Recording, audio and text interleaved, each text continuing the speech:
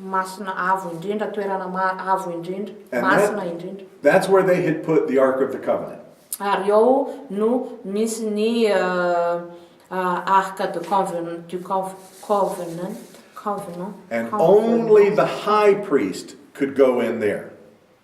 Ary ny mpisorona lehibe irery ihany no afaka miditra ao amin'io toerana masina sy avo indrindra io. And they were never sure if the high priest was going to be clean enough to go into the holy place. Ary zareo moa tsy assuré 100% hoe ireo mpisorona ireo hoe rehefa miditra amin'ireo toerana masin'ireo dia tena madio tokoa. And if he wasn't pure enough, he could die. Rehefa tsy madio izy dia mety ho faty. And so they actually sewed into the hem of his robe little bells that would tinkle as he walked. Ka nataon'zareo zany amin'ny akanjon'ireo mpisorona ireo nanasitrihan'zareo cloche kely, cloche. Dia rehefa miditra amin'ireo toeran'ireo dia maneno le cloche zany dia fantatra hoe aiza misy an'le mpisorona. And they also tied a rope to his foot, to his ankle. Nasian'zareo tady koa mamatotra ny tongon'ilay mpisorona rehefa miditra ao izy. So if they heard the bells stop ringing, they knew he wasn't moving, he must be dead. Ka rehefa tsy henon'zareo tsony zany le cloche maneno dia sûr zareo zay fa mety maty le mpisorona. And so they would pull him out by the rope. Ary ho taritan'zareo amin'ilay tady izay mifatotra tamin'ny tongon'ilay mpisorona. They took this seriously.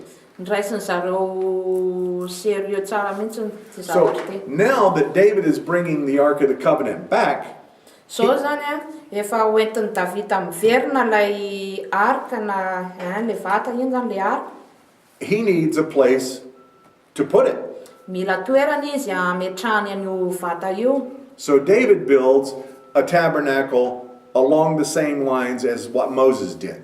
Ka i Davida dia nanorina tabernakely mitovitovy an'ilay nataon'i Mosesy. But when they're bringing the Ark of the Covenant back, it was a time of great celebration. Tamin'ny Davida nitondra ny io vata io miverina ao tanàna dia fotoana celebration nisy lanonana zany. And David is leading the celebration. Davida nitarika an'io lanonana io. In fact, he is dancing in the street. En effet mandihy izy eny amin'ny arabe. And the Bible says that he was dancing naked. Ary ny Baiboly dia niteny hoe nandihy ny boridana izy. So Michal, his wife, the daughter of Saul, sees him out the window. Ka i Mikala, lay vadiny Davida, zanak'i Saoly, nahita any Davida mandihy boridana. And it says, the Bible says that she hated him in her heart. Ary ny teny ny Baiboly miteny hoe dia halany i Mikala i Davida atao am-pony. Because David had done what her father could not do. Satria i Davida dia nanao zavatra izay tsy vitany rainy. And the people were praising David like they had never praised her father. Ary ny vahoaka dia nidera sy nankalaza ny Davida tahaka ny tsy mbola niderainy vahoaka any rainy, any Saul zany. She called David a fool. Ary dia Mikala dia niantso any Davida ho adala. And David basically said, that's okay, I'm a fool for the Lord. Dia Davida moa dia nitena hoe okay, tsy olana amiko zany fa adala an'Andriamanitra aho. And so David doesn't send her away, but he never has much contact with her after that. I Davida moa dia tsy hoe nandroaka ny Mikala zany fa après an'izay événement zay tsy dia tena mifandray loatra tamin'ny Mikala tsony izy. And David will be the most beloved king in the history of Israel.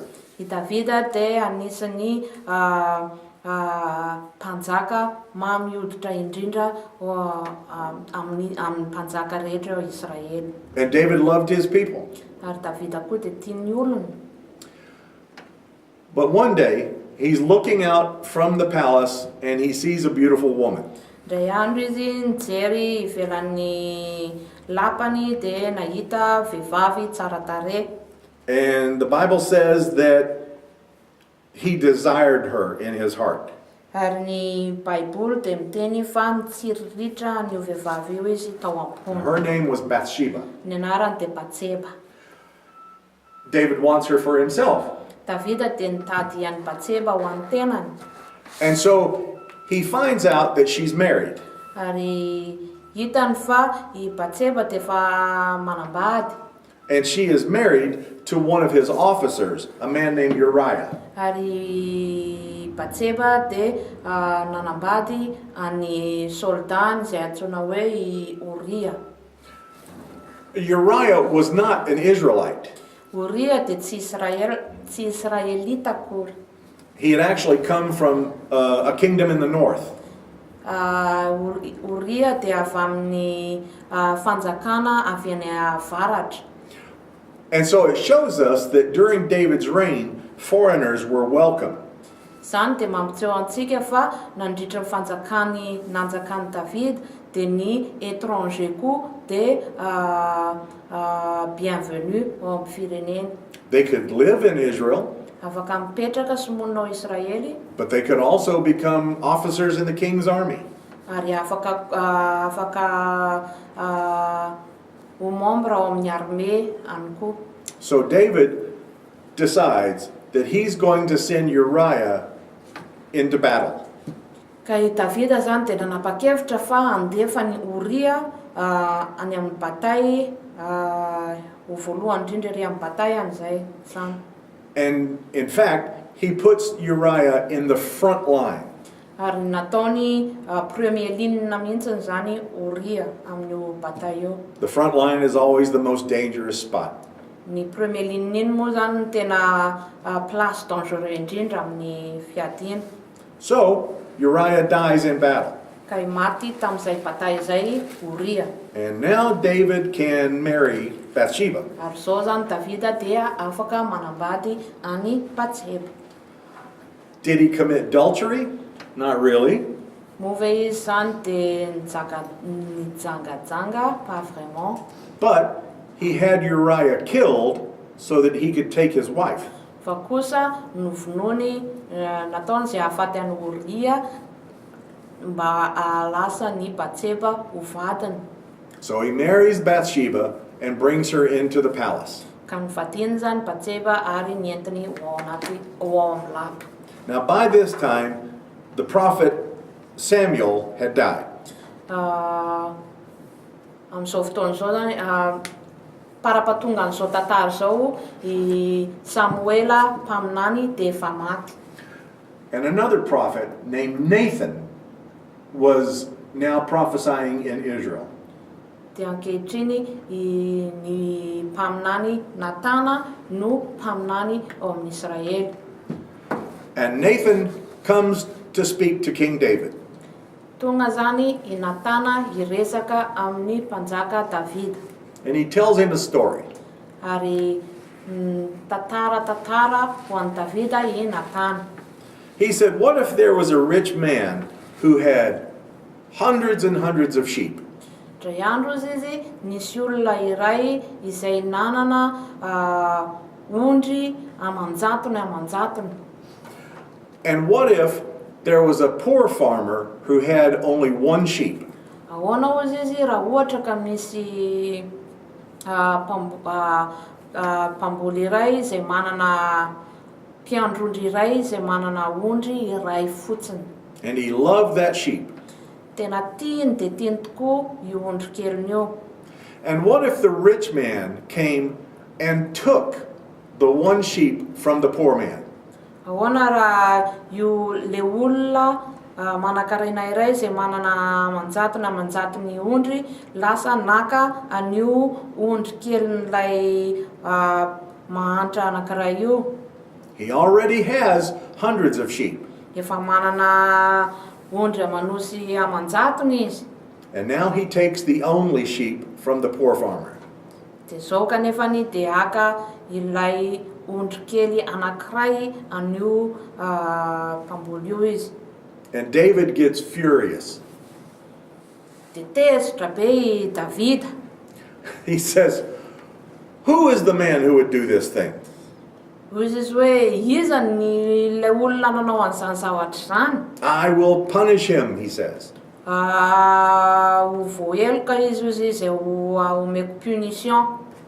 And Nathan looks at him and says, "You are that man." Ary Natana dia nijery azy ary niteny hoe ianao izany olona iray izany.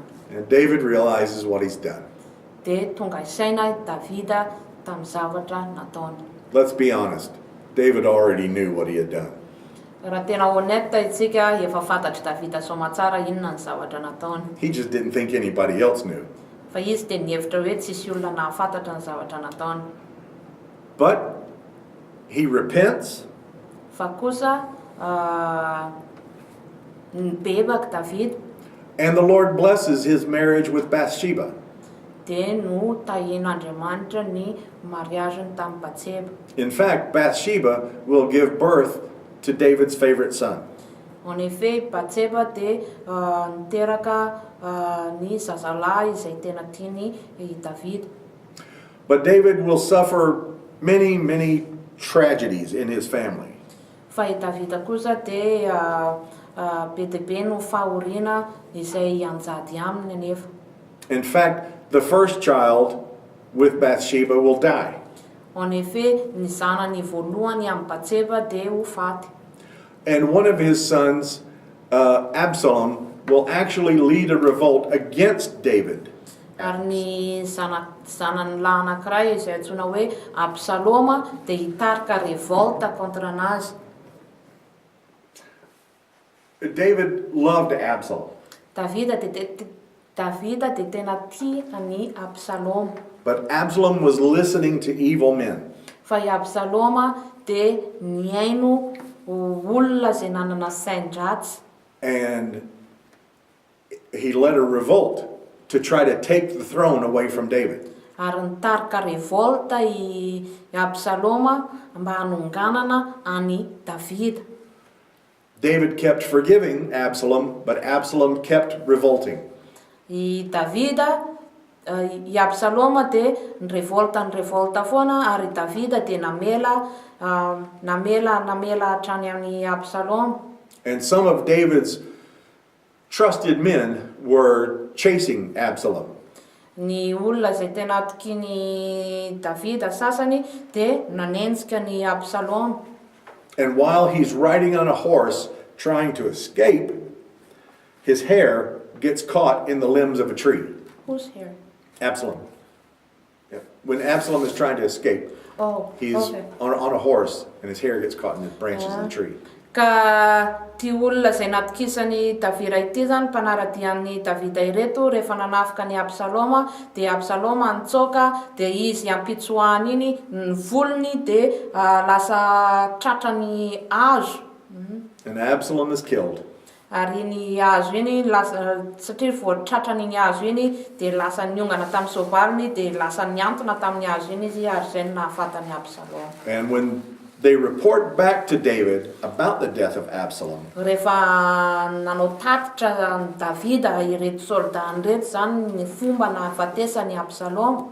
David tears his clothes Dia nitritra ny akanjony Davida, nitriariny ny akanjony. and he cries out, "Absalom, Absalom, my son, my son."